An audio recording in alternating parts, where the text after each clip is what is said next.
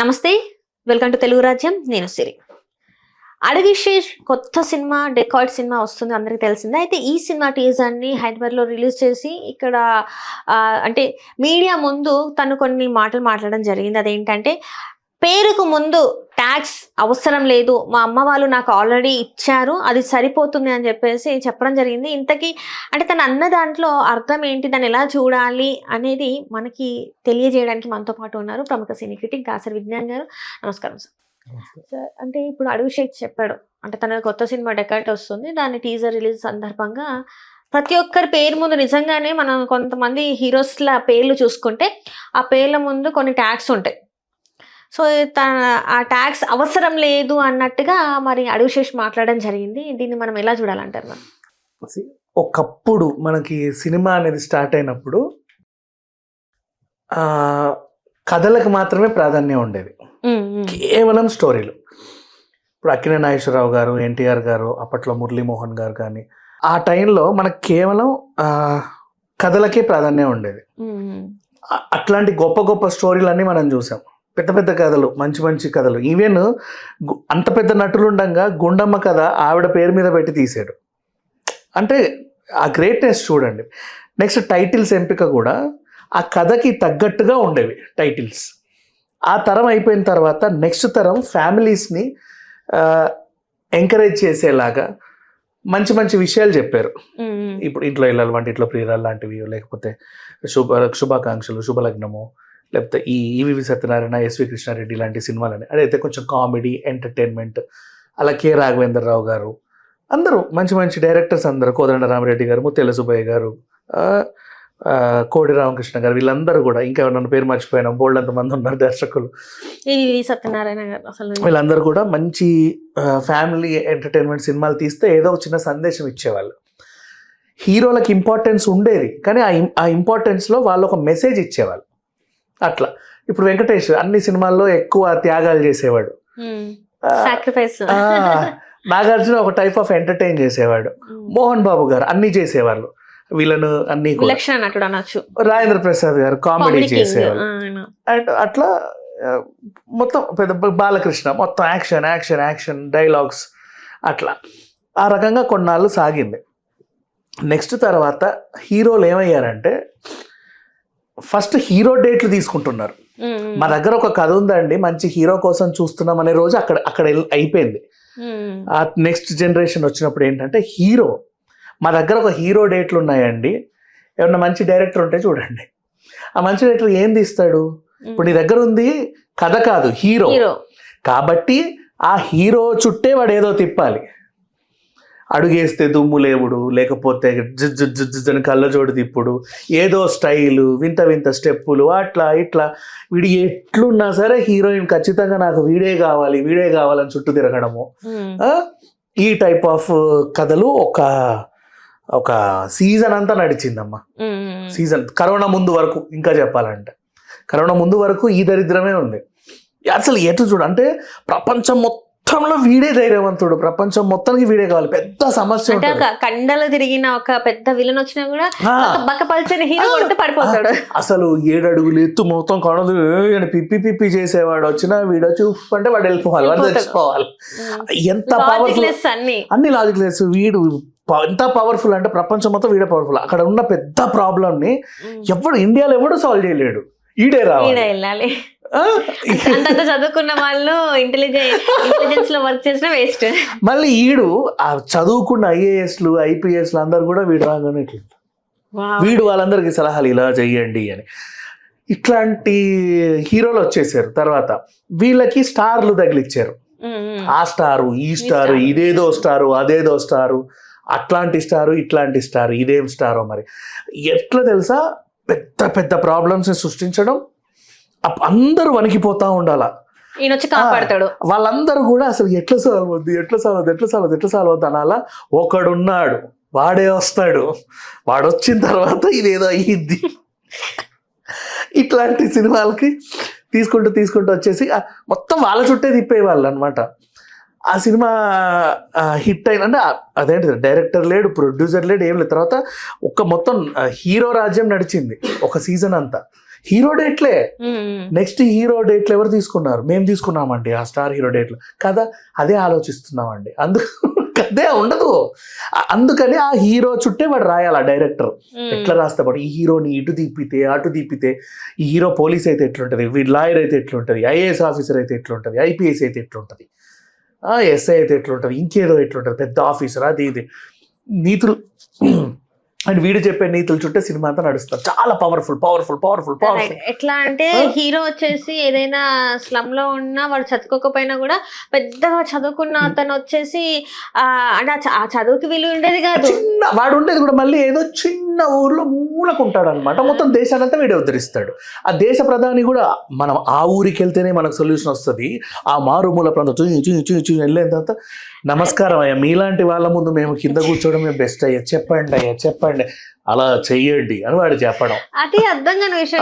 జనాలు కూడా అంత పిచ్చి కానీ అంత ఆ ప్లేస్ లో లేదు. ఆడియన్స్ మైండ్ మారింది కదా. ఎలా మారింది? హీరో సెంటర్కి వాళ్ళు కూడా వచ్చారు. అరే మా హీరో సినిమా రిలీజ్ అయింది, హీరో సినిమా అంతకుముందు ఒక సినిమా రిలీజ్ అయింది. అమ్మోరు పెదరాయుడు టైంలో ఒక సినిమాలు రిలీజ్ అయ్యేవి. అర్థమైందా? ఏం సినిమా? అరే పలానా హీరో అంటే ఇలా అంట, బాగుందిరా, హీరోయిన్కి ఇట్లున్నా అట్లున్నా లాస్ట్కి పాప పెద్ద మనసుతో యాక్సెప్ట్ చేశాడు, చాలా బాగుంది, నిన్నే ప్రేమిస్తా, నిన్నే పిల్లడితే, ఎన్నెన్ని మంచి మంచి సినిమాలు మా రాజా. ఆ కాలం అంతా పోయిందిగా. మొత్తం పోయిన తర్వాత ఇక హీరో అన్న తర్వాత మనకి మన అదృష్టం బాగుండి కరోనా అనేది ఒక వచ్చింది. అదృష్టం అంటారు అది. ప్రేక్షకుల అదృష్టం బాగుండి కరోనా వచ్చిన తర్వాత అందరు ఇళ్లలో ఇట్లున్నారు కదా. అప్పుడు కొరియన్, గిరియన్, పోర్చుగీసు, ఫ్రెంచ్ అన్ని సినిమాలు, మలయాళం సినిమాలు చూడటం, ఓహో సినిమాలు అంటే ఇట్లుంటాయా, ఇందాక మొన్నటిదాకా చూసినవి కాదా అని తెలుసుకున్న తర్వాత ఆ కథా ప్రాధాన్యం ఉన్న సినిమాలకి పెద్దపీట వేయడం అప్పుడు నేర్చుకున్న ఆ తర్వాత ఈ హీరోల సినిమాలు మళ్ళీ పేర్లు కూడా హీరోల పేర్లతోనే ఆర్డినరీ టైటిల్. అసలు మొత్తం అట్లా వచ్చి ఆ జనరేషన్ అంతా అయిపోయింది. నెక్స్ట్ కథ ప్రాధాన్యం ఉంటూ హీరో ఎలివేషన్ ఉండే సినిమాలు వచ్చాయి. అంటే ఖచ్చితంగా కథకు ప్రాధాన్యం ఉండాలి. కథకు ప్రాధాన్యం ఉంటే నీ పక్కన హీరోయిన్కి వాల్యూ ఉంటుంది. అంటే ఇప్పుడు హీరోల సినిమాలు నేను చెప్పిన అన్నింటిలో అసలు హీరోయిన్ కనబడరు మా. అంటే వాళ్ళు ఓన్లీ ఫర్ జస్ట్ అప్పుడప్పుడు వస్తుంది, వచ్చి భలే ఉన్నవి గిఫ్ట్ నాకు ఒక పాట వేసుకుంటా, అంతే అయిపోయింది. అంతే. ఆ 4 పాటల కోసం హీరోయిన్, ఆమెకు ఎక్స్ప్రెషన్లు ఉండవు, ఏముండే ఈ నుంచో తెచ్చేవాళ్ళు అలా ఉంటుంది. ఇప్పుడు ఫర్ ఎగ్జాంపుల్ పుష్ప లాంటి సినిమా చూడు, అంత పెద్ద సినిమా, ఎందుకు దాని గురించి అంటే ఇప్పుడు అదే హైయెస్ట్ కాబట్టి.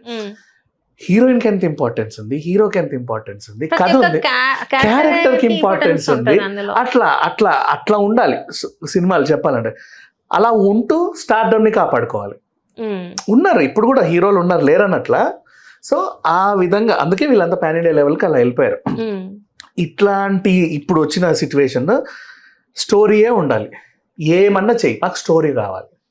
నువ్వు లేదా విజువల్ వండర్ చూపించు, ఏదైనా లోకాలకు తీసుకెళ్ళి ఏదైనా చెయ్యి, లేదా ఒక మంచి కథ పెట్టు. అంటే ఇప్పుడు వీళ్ళకి ఈ ట్యాక్స్ ఇవ్వడం వల్లనే కదా వాళ్ళ ఫ్యాన్స్ అందరూ ఇట్లా గొప్ప చెప్పుకుంటున్నారు.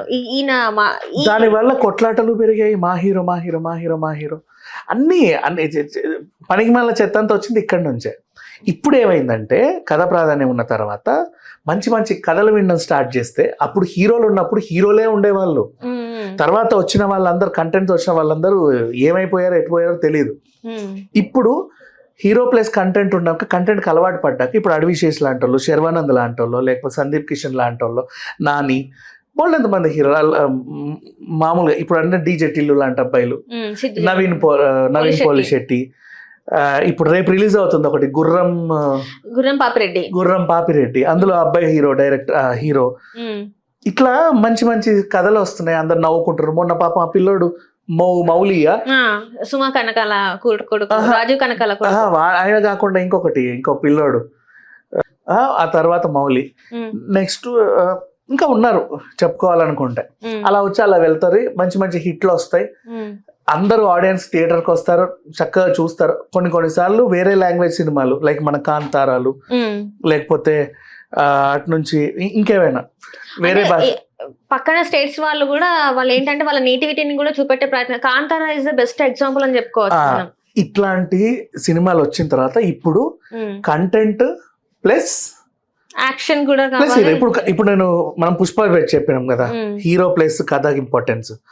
అండ్ నెక్స్ట్ ఇది కూడా అంతే కదా, హీరో ప్లస్ కథ ఇంపార్టెన్స్. కాంతారా అట్లాంటి సినిమాలు ఇప్పుడు వస్తున్నాయి. నవ్ ఎట్ రేస్ ఇప్పుడు నువ్వు హీరో వాడే రావాలి, మొత్తం వాడే చెయ్యాలి, ఆ హీరోయిన్ వాడి చుట్టూ తిరిగి డాన్స్లు వేయాలి, వాడు అడిగేస్తే దుమ్ము లేవాలి, గుద్దితే ఎగిరి పడాలి, ఇవన్నీ ఇప్పుడు ఎవడు చూడట్లా. సంథింగ్ ఏదో ఉండాలి అంతే, రియాలిటీకి దగ్గర ఉండాలి. ఇప్పుడు ఇదంతా ఎందుకు చెప్పానంటే, అడవిశేష్ అన్న దానికి ఈ హీరో ట్యాగు ఆయన సినిమాలు ఎంత మంచి చేశాడు. మేజర్ సినిమా చేశాడు, డెకాయిట్ ఇప్పుడు వస్తుంది, అంతకుముందు గూఢచారి చేశాడు. ఇప్పుడు ఒకటేమో దేశాన్ని కాపాడే సినిమా హిట్ లాంటివి, ఇంకొకటేమో నిజంగా దేశానికి సేవ చేసినోడి బయోపిక్. అవునా, ఇప్పుడు దొంగ క్యారెక్టర్, మొన్న పోలీసు వచ్చాడు కదా, దొంగ దీంట్లో నిజంగానే దొంగ లేకపోతే మఫ్టీలో ఉన్న దొంగ మనకు రేపు రిలీజ్ అయితే కానీ అర్థం కాదు. నెక్స్ట్ ఎప్పుడు మార్చ్ రిలీజ్ అంట. ఇప్పుడు ట్రైలర్ వదిలేరు. దీంట్లో కూడా మంచి డీసెంట్ ఆర్టిస్టులు ఉన్నారు. అన్నపూర్ణ స్టూడియోస్ బ్యానర్ మీద రిలీజ్ అయింది. And next Supriya producer. కన్నెపిట్టరో కన్ను కొట్టరో పాట ఉంది దీంట్లో, అది ట్రైలర్ లో వినబడింది. ఇట్లాంటి ఎలిమెంట్స్ హిట్ అవుతాయి ఖచ్చితంగా. హిట్ నువ్వు ట్యాగ్ అని ఎప్పుడైతే వచ్చావో, హీరో డేట్లు ఎవడైతే తిరుగుతాడో నెత్తి మీద తడిగుడ్డేసుకోవడం తప్ప ఏమి ఉండదు. కథ ఇంపార్టెన్స్, కథ.